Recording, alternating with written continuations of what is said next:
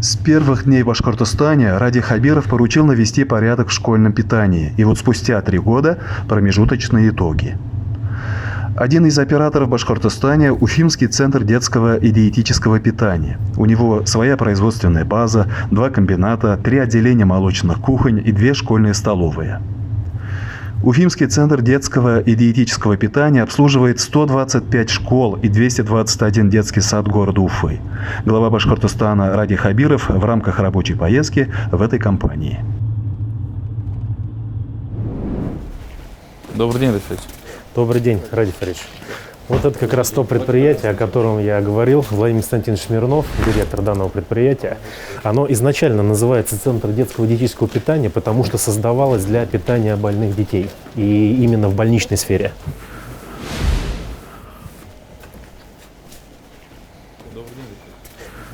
В этом здании 3 производственных цеха.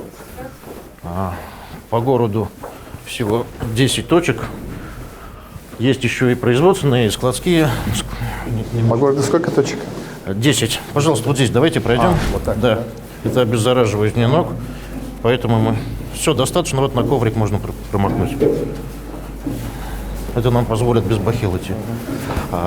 Здесь у нас цех производства мясных полуфабрикатов. Сейчас с него начнем. Это для школ? Это для школ и для садов. Это нам позволяет в первую очередь гарантировать качество котлет, которые мы делаем. Не наши уважаемые повара на месте делали фарш, закладку в котлеты, и приготовление вот здесь. А мясо вот чье? Вы вот мясо у кого берете? Мясо поставщики у нас по конкурсу, но в основном башкирское идет. В основном башкирское, да? Ради Фаридович, но если опять же нужно понимать, что у нас все пищеблоки на сегодня делятся из 3 вида. Первый пищеблок типа это когда можно полный цикл производства сделать на нем, который включает в себя цеха, зависит изначально от того, как строилась школа. Второй это буфет раздаточный и доготовочный. На сегодня получается 125 школ и сколько садиков? 248. 248 садиков, то есть это порядка 400 адресов доставки, с которыми они работают. Поэтому, соответственно, и большой автопарк, потому что это задача привести не только один раз в день, а чтобы это постоянно было. И есть ряд производств, которые работают в полном цикле сами, а есть ряд производств, которые не имеют полного цикла, поэтому на сегодня уходим как раз именно на индустриализацию школьного питания. Почему? Во-первых, как Владимир Александрович сказал, одна точка входа, соответственно, проще поконтролировать. Если там на 400 пищеблоков развести мясо, это... Вот здесь вы полуфабрикат отправляете или вы готовите его? Или как? Владимир Александрович, подскажи. Да, давайте. Значит, вот смотрите, вот формовочный аппарат, из него котлеты попадают в стеллаж. Здесь камера шоковой заморозки. Шоковая заморозка. Шоковая заморозка. Значит, минус 30 градусов. Через 40 минут она выходит замерзшая и поступает уже в хранение, регламентированный минус 18.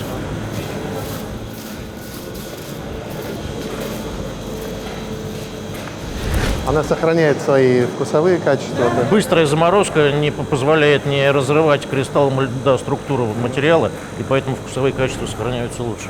Хватает объемов? Нам всегда не хватает, мы хотим большего. Едят, в общем, с удовольствием. Котлеты у нас идут мясные, куриные и рыбные. Здравствуйте.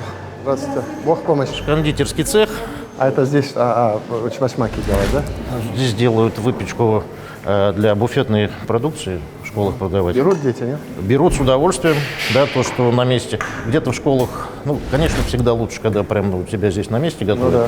Но где-то в школах нет возможности выпекать, поэтому выпекаем вот здесь. Берут с удовольствием, никакие это не сосиски в тесте непонятного качества.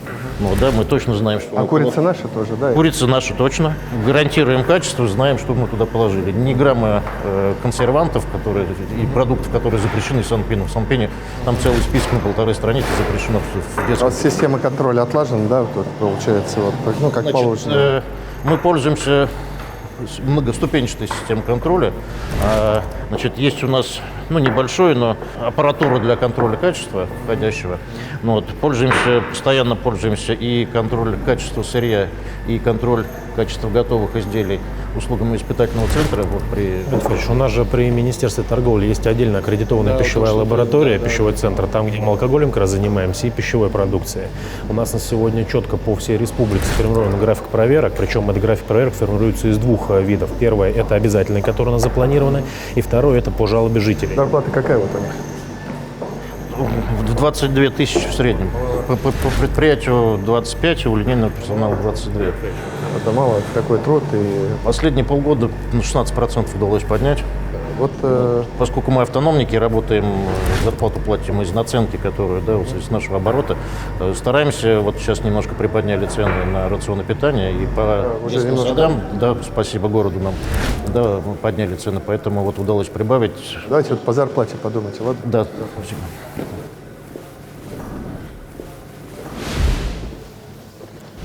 Владимир Фаридович, как вы и давали поручение, у нас сегодня в Уфе единый формат. Владимир Константинович, вы покажете нам посуду? Посуду покажем, да. Владимир Фаридович, Это вот уже готовые. это основное производство. Это в школу отправляется сейчас, да? Да, в школы, которые... Оно подогреваемый термос, да, или как? Нет, подогревать мы... Они его ставят, да? Вот они его ставят, он герметично закрывает, он не остывает. Значит, мы контролируем температуру, на каждой линии раздачи есть термометр, да, поскольку Санпин ограничивает 2 часами время от здесь плиты до тарелки у ребенка. Успеваете? Успеваем. Вот, поэтому... Вот сейчас, получается, это на обед в школу дети пошло, да? Владимир Фаридович, здесь есть нюанс, заключается в том, что по Санпину догрев в принципе запрещен. То есть, грубо говоря, сделано так, что вот ты пищу приготовил, в течение 2 часов должен реализовать. Все, что не реализовано, это все идет. Ну, успеваете, нет? Да, успеваем. Те жалобы, которые были у нас в том году именно по качеству питания, во-первых, мы отрегулировали время приема пищи, чтобы дети вовремя приходили. Во-вторых, каждая школа на сегодня обеспечена термометром, то есть бракеражная комиссия, где родители стоят, они также могут проверить температуру. И в-третьих, это как раз те термобоксы, которые были приобретены за последний год, они позволяют как раз Аппетитно. сохранить. Спасибо большое. Спасибо. Вы сколько школ сейчас кормите? 125 школ, Это какая доля в рынке Уфы? это 100%. А вы все что 100% же кормят, да? Правильно сделали, да? 2 школы у нас ушли полилингвальные в республику, но тоже пока их кормим. Значит, это вот, чтобы наглядно было конкретное меню вчерашнего и сегодняшнего дня, завтрак и обед. Вот это от вас уходит сейчас, да? Вот пошло в обед детям, Да, так? да. Вот котлета, Гречка, борщ. Да. Это завтрак был. Это тоже с курицей? Это плов с курицей, да. Ну, там идет софинансирование, федеральный республиканский бюджет. У нас на сегодня в школах 2 приема пищи. Это, соответственно, завтрак, если это первая смена, и обед, вторая смена. Плюс идет разница еще от возрастных составляющих, потому что с 1 по 4 класс там как бы одни нормы по объему пищи, с 5 по 11, соответственно, другие. У нас на сегодня, благодаря вашим решениям, то, что мы сделали вот эту вот разницу, у нас и добавлены были деньги с республиканского бюджета. На сегодня мы привели полностью в соответствие. Плюс дополнительно еще у нас что есть. Если год назад, мы помните, тогда на «Взлетай» родители обращались по поводу детей-диабетиков, больных другими различными пищевыми заболеваниями. Мы год назад разработали порядка 5 меню как раз для детей с различными заболеваниями. И если, скажем так, раньше это была наша идея, чтобы доброй воли, чтобы помочь родителям, по-моему, полгода назад, Светлана Романовна, не ошибаюсь, да, ввели как раз обязательные требования Санпину, то, что образовательное учреждение обязано учитывать требования по питанию этих детей. И на сегодня у нас в тех школах, в которых есть дети с определенными особенностями питания, собираются списки, родители подают, и там уже идет отдельная заявка на пищеблок для того, чтобы для них готовили именно отдельное меню, исходя из наименований. Вы там смотрите вот за этим? Дети съедают это, нет? Да. У нас же есть еще родительская комиссия. Ну и вот да, как есть это бракеражная комиссия, первая, вторая родительская комиссия. И в прошлом году, когда, вот помните, вопросы были весной, они усиленно работали, сейчас мы немножко, понятно, Жалоб поменяли. много сейчас, нет? Вот в прошлом году была 131, кончились. В прошлом году 131 была, а в этом году 4 только. А, вот так Да. вот, да? Я главой, когда города был, я иногда ходил, смотрел. Это очень важно, чтобы они съедали. И главный показатель, если не съедается, ну, и, наверное, главная причина холодная, когда, да. Холодная уже... Ну, Были вопросы, да, где вот именно привозной, что, но это, знаете как, не то, что холодно, тут же дети по-разному. Надо бывает, что они пока приходят, сами садятся, ну, в принципе, вопросы снимаем. Вот спасибо большое Центру питания, значит, быстро и работаем с бригадами тоже со школы, с бригадами поваров отрабатываем. Кроме этого, мы у себя в ГУНО, ну, управление образования сделали коллег, которые периодически на все выезжают и смотрят, ну, как комиссия. Ну, здесь, Радик Валерьевич, такой действительно многофакторный момент, потому что здесь очень важно, чтобы пришел ребенок, потому что тарелку можно там с борщом поставить горячую, но буквально 5 минут она уже холодная. ну да. Здесь мы очень плотно отрабатываем именно с Но это со школами надо отрабатывать. с родителями. Очень важно как раз привитие здорового питания, потому что Владимир Константинович сейчас нам показывал чупачмаки, да, естественно, что если будет лежать чупачмак или если там тарелка борща, ребенок выберет другое. Поэтому здесь очень важный вопрос, в том числе регулировки деятельности буфета, что сначала дети должны прийти вот это съесть, Я понял. а потом Ну, уже все остальное. Самый главный контроль. Вот контроль. Тогда немножечко наведем. Радик Валерьевич, как раз хотел вас познакомить. У нас же по вашему поручению создано управление социального питания, Ачикеева Светлана Романовна, директор. 2 направления работы основные. Первое – это контролирующие функции, это те выезды, которые мы выполняем. А второе – это как раз и в том числе документативные функции. Потому что когда мы начали разрабатывать по вашему поручению порядок предоставления услуги, мы посмотрели, что у нас даже на федеральном уровне довольно-таки большое количество пробелов с точки зрения именно регуляции питания. И нам пришлось это все выправлять. Ну вот как мнение родителей? Что родители говорят? Дети что говорят?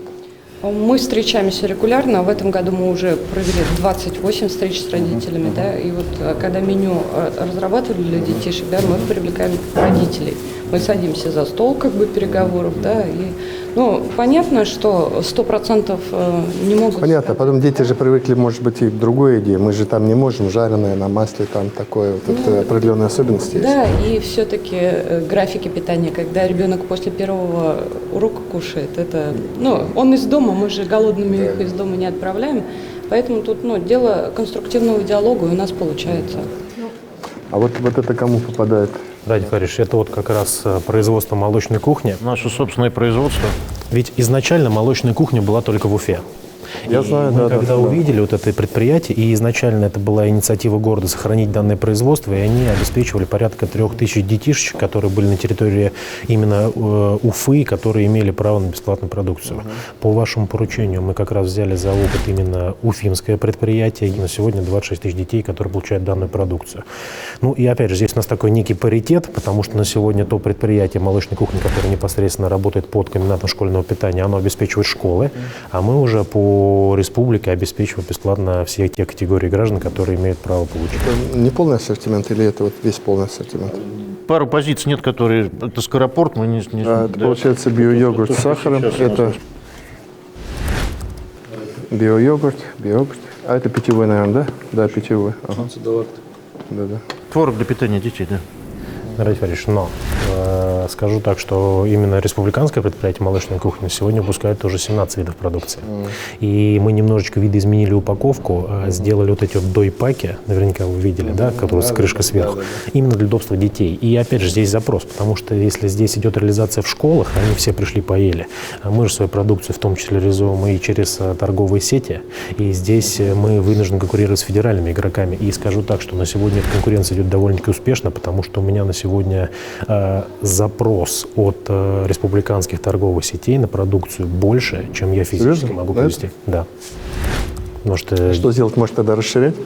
Ну, то, что большое предприятие хотите строить, да? сейчас вот продумаем. Во-первых, мы хотим расширить ассортимент, делать не только детскую продукцию, но и идти в традиционную. Это и сметаны, и йогурты, и другие направления, потому что потребность в этом есть. И плюс сама технология, она подразумевает, что чем шире линейка, тем дешевле себестоимость. Поэтому как раз сейчас об этом задумались. Мы сейчас считаем несколько вариантов, как это В можно школах во всех вы сейчас ввели посуда везде такая или нет? Да. Вот у вас вот такая форма у всех работников, так? Во всех школах, так? И вот это, все это сделали. посуду тоже, да. И посуду вот эту вот сделали. В прошлом году на 15 миллионов дополнительно оборудование меняли.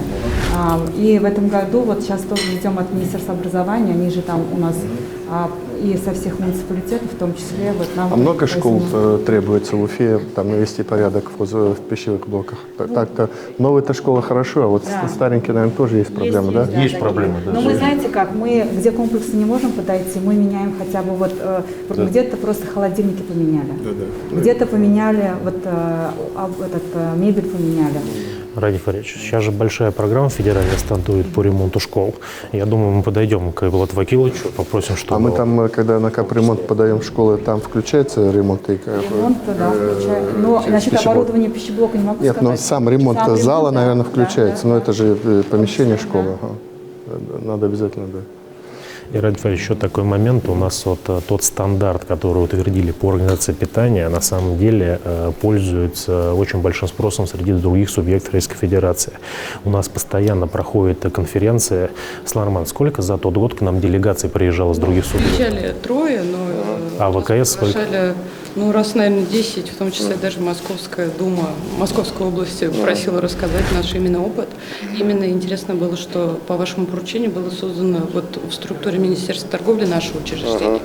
Такая отрасль, которая во всех учреждениях есть, но нету концентрации именно всех по нормированию, поэтому наш опыт перенимает. По тому количеству ВКС, которое мы провели по обмену опытом, В том месяце буквально 24 региона подключались. Это вот посуда, Здесь да? можно продегустировать. Давайте мы. Я просто посуду. Вот наша посуда, да? Вот. Да, да. Кто ее изготавливает? Башфарфор изготавливает в Октябрьском. на самом деле, вот это вот очень важно, Ради Фаридович. Почему? Потому что ребенок, он же все-таки не понимает, что такое полезно, не полезно, вкусно, невкусно в большей степени. Однозначно. внешне- Например, я в некрасивую тарелку уже не хочется есть. Ребенок видит вот это красивое. Конечно, он же ребенок еще. В декабре месяце участвовали в конкурсе в Москве «Лучшая школьная». Мы-то в армии кушали из алюминиевых, но Но мы тоже в школе кушали. И вот Сейчас Санпин уже запрещен. заняли второе место по России с нашей школы. И одним из критериев было это вот посуда и спецодежда, которая у нас единообразная и красивая. В всероссийском конкурсе, который был, который Минпрос проводил, единственный субъект, который занял 2 призовых места, это Республика Башкортостан. Это как раз школа города Уфы, 125-я, 121-я, и школа Чешминского района. Они прошли отбор, вышли на конкурс и победили.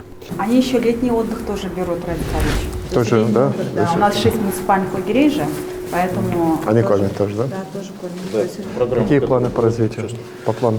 Вот мы офсетный проект обсуждаем на лето. Но Давайте. У нас большая проблема – это отсутствие централизованного склада у предприятия. То есть поставщики возят продукты по конечным точкам сразу. Это фактически 400 адресов доставки каждый день. И офсетный контракт на длительный срок нам позволит. Ну, когда Дума примет решение, да, получается? Мы уже начали готовить документацию, потому что решение о том, что услуга уже будет попадать под частно-государственное партнерство, принято. Теперь нам нужно дождаться как раз решения о снижении порога входа в этот офсетный контракт. И это, как раз позволит нам заключить долгосрочный контракт, который позволит привлечь инвестиции и решить как раз вопросы материально-технического оснащения пищеблоков, раз, и как раз либо строительство, либо там покупку помещения под централизованный склад, который, опять же, позволит оптимизировать именно логистическую составляющую. А сколько человек работает? 1500. это повара, это все с линейным персоналом. А вот вы сталкиваетесь с проблемой нехватки поваров? Очень Вот поднимайте зарплату. работаем над этим. Это задача номер 1. Понятно, первый приоритет – это качество, а второй приоритет – это зарплата ваших сотрудников, 1500 человек. А третье, вот если вы это будете делать, мы из бюджета вам поможем. Городу поможем, а вы сюда, если какие-то у вас траты будут. Не экономьте на 2 вещах. Качество детского питания самое главное. А потом, я говорю, подумайте о персонале, чтобы… Да. Ладно? Спасибо. Спасибо. Я как-то сказал, что вообще горжусь системой. Я считаю, что для Башкортостана это хорошая история, что мы хороший опыт Уфы, который существовал уже лет, наверное, 10, хороший опыт Уфы, который сохранял молочную кухню, мы ее тиражировали на всю республику. Кормили в начале нашего пути 3000 человек в Уфе только, республика нет. Сейчас мы кормим 26 тысяч детей. Это беременные кормящие мамочки, это из многодетных, материально затрудненных положениях детей. Это дети под опекой. Ну, представьте, кормили 3000, сейчас 26 тысяч детей бесплатно получают вот это очень качественно на самом деле. У меня в семье это и есть, и мы сами их кушаем, потому что это наше молоко, это производство очень чистое, очень надежное. Мы создали целую инфраструктуру. Был один молочный завод, по сути, по производству. Их сейчас у нас в 7 республике. Раздаточные центры были только в Уфе, а мы по всей республике 150 раздаточных центров сделали, которые, кстати, являются также центрами, где мы продаем другую полезную продукцию. Поэтому вот это, скажем так, я считаю, что это наша гордость. И видите, она и награждена всевозможными медалями. Вот. А так здесь еще, конечно, это школьное питание. Я сегодня хотел просто посмотреть, вот как это все работает. Мы очень много, на самом деле, работаем по школьному питанию. Был период, когда было очень много недовольных, потому что мамочки жаловались, дети не кушали. Вот. Сейчас практически количество жалоб сводится на нет. Мы с ними, с родителями работаем. Понятно, что ребенок, может быть, не привык к этой еде, но тем не менее наша задача какая? Дать приготовленное, хорошо, из хороших продуктов. Знаете, вот я опять же тоже хочу сказать, что когда я начинал работать, это было безобразие в части школьного питания. 90% мяса, которое в школе подали, мы не знали. Это было не башкирское точное мясо. Сейчас у нас 82% башкирское мясо. Мы его знаем, оно надежное, оно проверено, оно качественное и так далее. Поэтому это задача. И поэтому мы создали единую систему меню, единую систему контроля, единую систему общения с родителями и так далее. Мы проводим постоянное анкетирование детей, как они хотят кушать и так далее. Поэтому вот это очень важно. Я каждый раз говорю, что школьное питание, оно, к сожалению, еще для некоторых семей, для некоторых детей это единственная возможность поесть горячую пищу, потому что не у всех дома все в порядке. Поэтому вот хорошее дело делаем. Я горжусь этим. Спасибо.